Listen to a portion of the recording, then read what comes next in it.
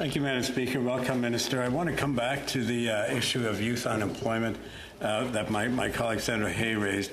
By my calculation, that 14% of youth unemployment is about 350,000. The employment programs that are set up by your government and mentioned in the budget cover about 10% of that, and by and large, temporary programs.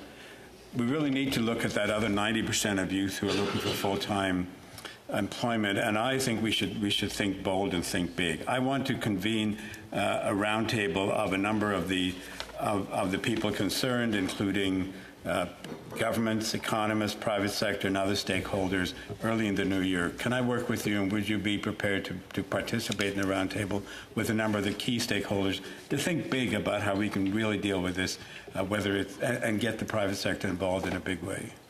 Madame la Ministre. Thank you, Madam Speaker. And the Senator raises an important point about youth unemployment and youth skills development, which is that the private sector does play a very important role in making sure that youth have that quality first experience and that ongoing skills training. It's partly why we support so strongly paid work skill experiences through a variety of different partners. Young people in a variety of different sectors get paid experiences with potential employers to further their studies and to become more firmly attached to their sector.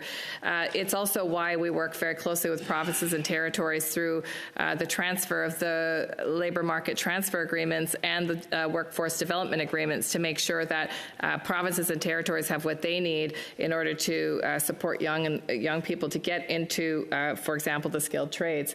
In my family, I have a skilled trades worker, and in fact, the provincial system assisted him in getting the very first step towards his Red Seal crane operator apprenticeship completion. And so this work must be done in collaboration, which is why I think the Senator's question is so important. I will be convening myself a summit of provincial ministers to talk about youth unemployment and outcomes that we can agree to, and I'd be happy to speak with the Senator about your plan and to work very closely with that Senator on convening the major players, including corporations.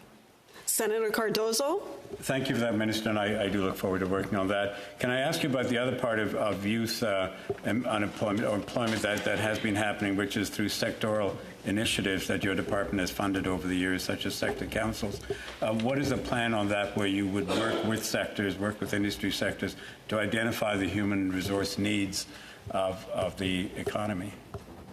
Madam Minister. Thank you very much, Madam Speaker. And I think that's part of one of the Prime Minister's announcements on tariff supports that unfortunately got missed in some of the news coverage. But the announcement is to support the launch of sectoral alliances that allow for exactly what the Senator is describing, collaborative work between large corporations, small corporations, sector employers, provinces, territories, the federal government, and training institutions, including unions, to make sure that we have the right skills training being offered to young people, and that young people have an idea, and schools are offering and training institutes are offering a better match for the skills that will be required by that sector.